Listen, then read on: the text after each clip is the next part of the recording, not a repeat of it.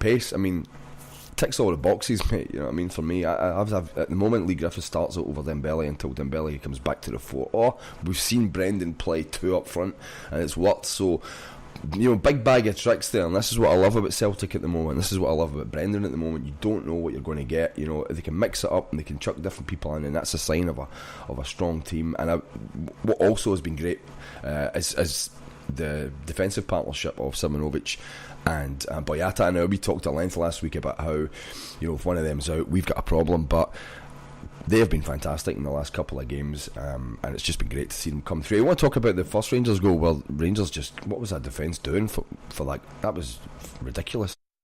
Well, I saw some of the Huns crying and complaining after the match. They said that Lee Griffiths didn't have the ball on the corner. They had it a little too far advanced, and I'm like, come on, man, what are we whining about here, for real? Like, they're whining about him putting his bogeys on the fucking corner flag. They're whining about him throwing the scarf after he scored the second goal. They fucking hate him. They hate him. I love Lee Griffiths for that. Dry your wet patch, Huns. Away and play with some kittens. Off you go into your corner again. They'll clutch anything. They really will. It's great. But that's when you know they're hurting, when they're moaning about stuff like that. You know what I mean? Like the like ref. Fucking nitpicky dumb shit. And it's just like, come on, man, you just got pumped. Really? Simonovic was lucky to get away with that tackle, by the way. That kid, especially with Thompson. We've seen Craig Thompson, you know what he's like. And I thought that honestly, I thought he was going to point at the spot there. When I saw it from the other side, I thought, no. Then you see it from the other angle, and you're like, he does pretty much like make contact with him. You know what I mean? He didn't take him out, because if he hadn't tried to jump over him, and that was bad. Dude, he made the absolute right call there. And was it Andy fucking Walker? Are we serious here? Like, the defender made a hurdle. Like, seriously? Was it Morelos or whatever the fuck his name was? Dude's absolutely looking to go down. Totally 100% looking to go down. It was the same every match with the Huns. There's one outrage. There's one fucking offended outrage for them every fucking match anymore, because they can't compete on a fucking similar level with us. So they need these calls that they used to get, and they don't get anymore, because they should never have got them from the get, but they're really not getting them now. Dude hopped over him, man. There wasn't even contact. You look at the replay. Said, he was still lucky, but he was still lucky, because that could have been. You've seen them given. And don't get me wrong.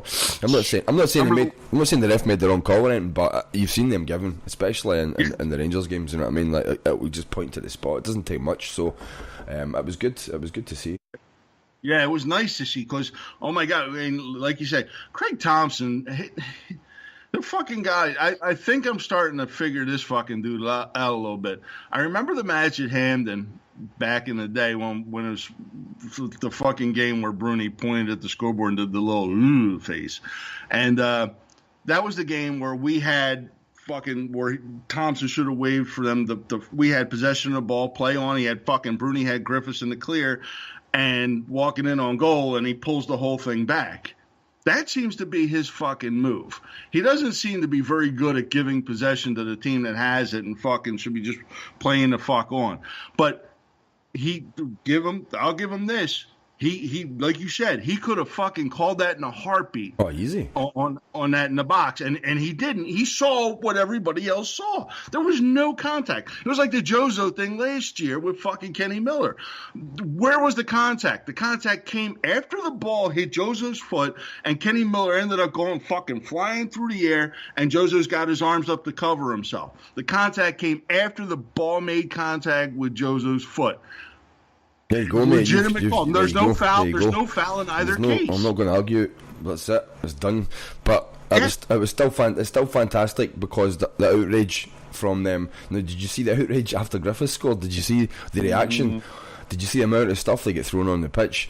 I mean, yeah, because I saw the clip, and you see the cops standing there, like, and all the like the officials and all that, just standing there, like, and. I'm telling you, see, if that had happened at Celtic Park, right? If that had happened at Parkhead, there'd have been outrage. You know what I mean? They'd been all over the papers and all this, objects thrown and all this sort of stuff. And it's like you saw the difference earlier after the PSG result. He saw all the Huns getting on social media saying, look, there's a Tim on the park. He took a swipe at Mbappe and everything. What about their security and this and that, da-da-da-da-da. They have guys running out there, all this kind of fake fucking outrage bullshit. And all of a sudden, after you've seen on social media all the pictures of their security at Ibrox, again, we didn't see right away from the fucking all the TV shots that we got during the match of all the shit being thrown at Bruni and Lee Griffiths after the second goal. Only got that because dang fuck for Celtic TV having a different camera angle, where you see all this fucking cuffs just getting dumped out of the crowd and everything else.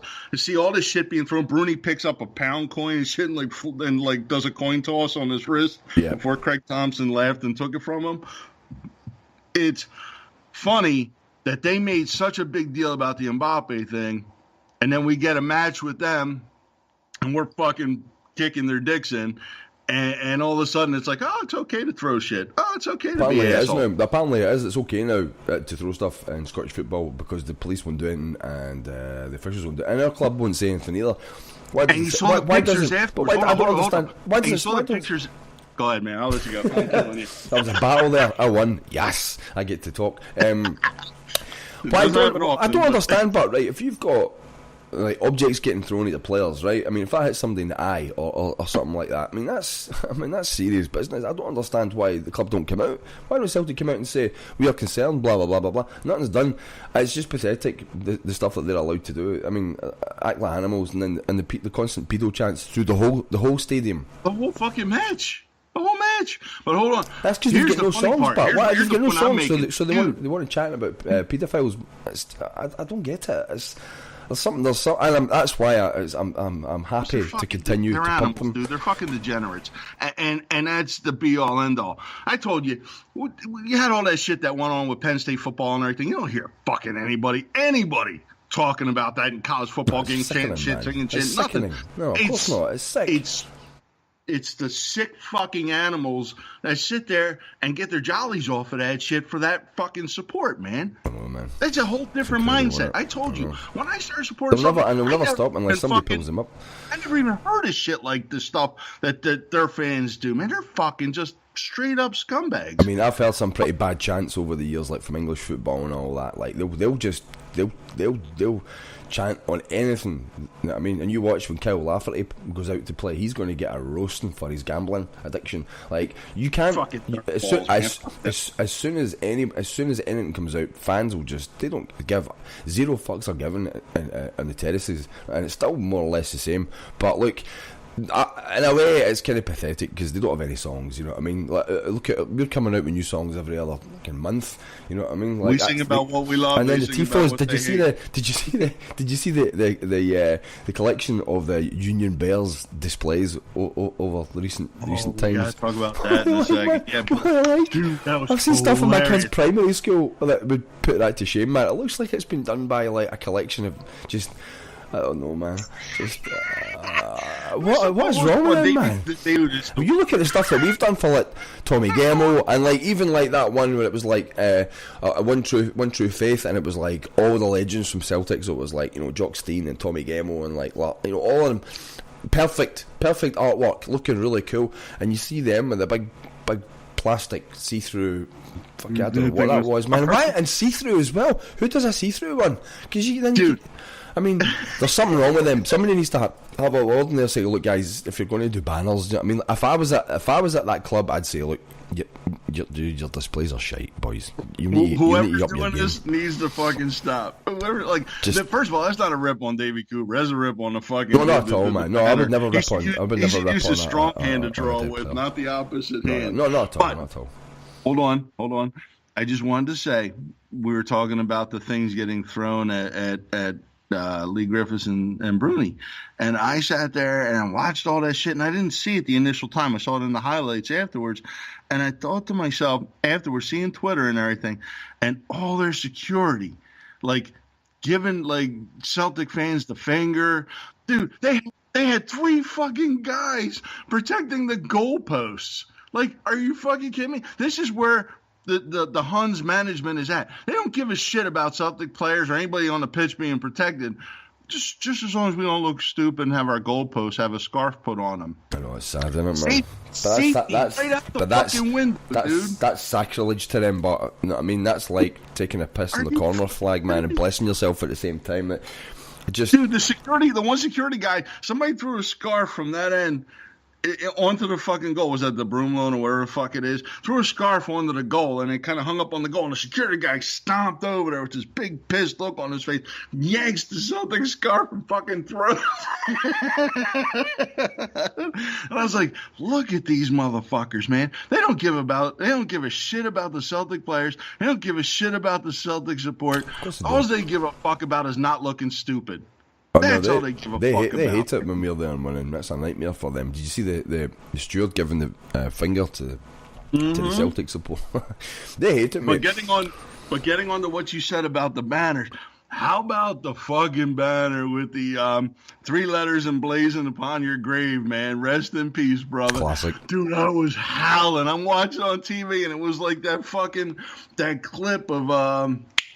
I can't remember the boy's name that was in the movie Gladiator, where he played the Emperor. What the fuck was his name? River Phoenix's brother, Joaquin Phoenix. And he does that thing where he was like, oh, and he like covers his mouth, and he's shocked, and he's like running into the closet, and he's pointing at the screen and shit. That was me when I saw the 3 letters emblazoned upon your grave, rest in peace. I was like, oh, because I saw the Huns banner with the 3 letters emblazoned upon their breast, and I'm like, uh-oh. No, they can't win, awesome. Man. They'll never beat us. Lloyd Cross, baby. Big shout out to Lloyd. Thank you for gracing that. Thank you for giving the Celtic support a banner to hang up. Dude, they were raging afterwards, the Huns were, man. It's fucking comical. They were probably like, this is the best. This is going to be the best one we've done yet, boys. And it was really bad. It was still really bad. There was zero thought, but it shows you how much creativity and like they've got there. It's just like let's just get a big piece of paper and write some letters on it. You know, you look at what we do and it's like full stadium, full artwork, looks stunning. You know what I mean? Like loads of thought going into it, loads of preparation, and then they've just got a big giant roll of paper with a fucking paintbrush. But fantastic, and they'll never beat us on that, man. We've got Celtic, the Green Brigade and Celtic have got the comebacks. They'll never win the Tifo wars. We'll always catch them out, man, because they're not at it. Like their team, I mean, they're not catching us. We're miles and miles away from them, man. If you thought the gap was big last year, it's gone, man. You know what I mean? Interstellar travel, we've boosted away from them, man. They're not catching us now. It's like, dude, the ripple effect of that afterwards was hilarious. Who was it? That boy Chris Carr and Lloyd Cross, and Lloyd staking the dude out of his house and shit. And it's like, dude, are you guys for real? What, he is 15 and shit, dude? Oh, give it a rest, man. Like, I'm gonna Twitter stalk you in front of your house. Dude was fucking, it was hilarious, man. But great job with the banner, bro. Thank you for your help, man, because that shit looked fabulous in Celtic again, man. It's all Sevco tears. Sweet Sevco tears. Drink them down. Dude, they're killing each other. It's just hilarious, drink them down, man. because every time we play them, it's just buckets of salt and loads of orange tears flowing, man. It's a river.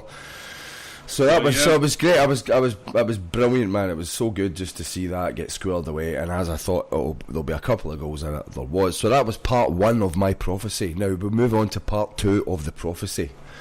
You know, you're talking about your prophecies. I don't remember my prophecies. I'm probably shit with my prophecies. You said for the Rangers game, I think you said you'd be surprised if there was several goals. I think you thought we were going to run over them. I think it was, if you listen back to that podcast, I think you said like 4-0 or something like that. But the thing is, you weren't far off, because we weren't that far off doing that sort of scoreline. You know what I mean? It was like, it wasn't far away, man. It really wasn't. So you weren't far off. It was just spot on like you, though.